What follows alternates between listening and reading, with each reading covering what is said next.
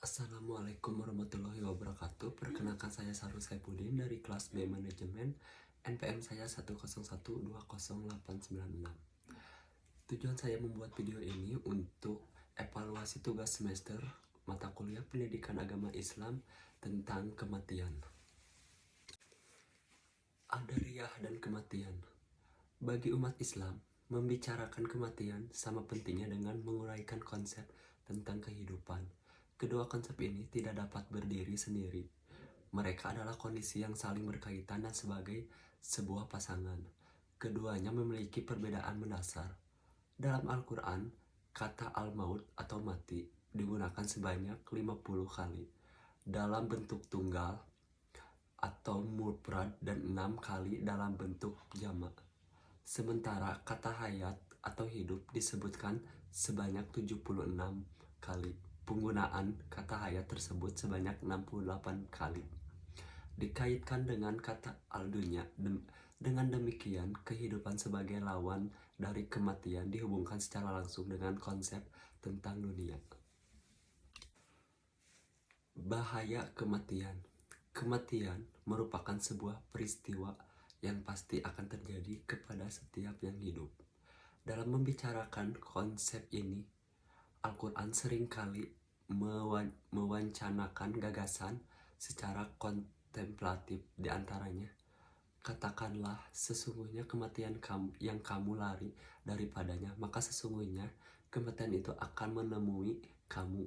Kemudian kamu akan dikembalikan kepada Allah yang mengetahui yang gaib dan yang nyata.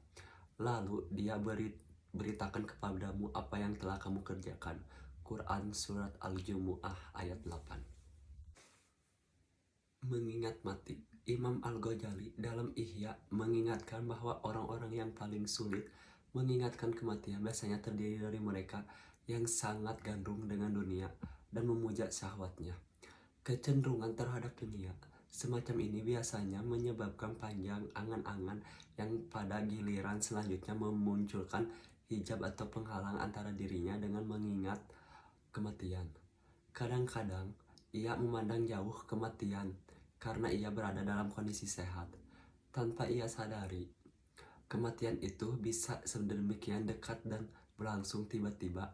Saat ditanya oleh Aisyah tentang kematian yang terjadi secara tiba-tiba, Rasulullah SAW menyatakan, itu kematian yang tiba-tiba adalah istirahat bagi seorang mukmin dan kematian yang menyedihkan bagi orang yang fajir suka berbuat keburukan. Hadis riwayat Ahmad ayat 23.891.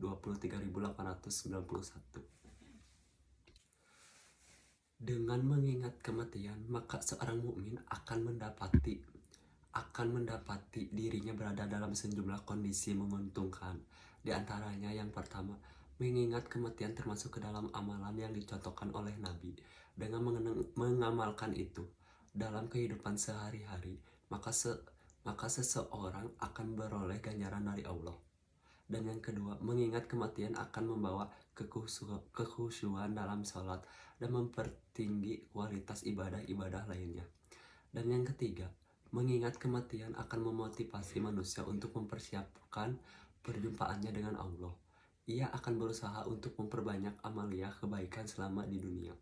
Yang keempat, mengingat kematian akan menghindarkan manusia dari perilaku dan akhlak yang tercela.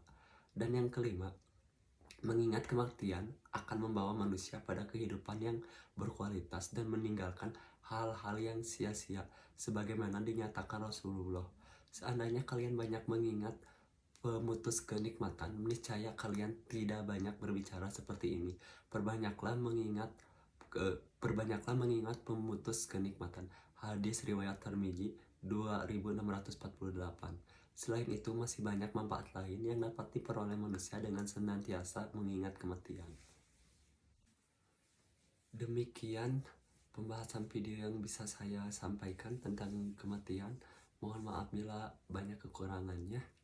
Wabillahi taufiq wal hidayah. Wassalamualaikum warahmatullahi wabarakatuh.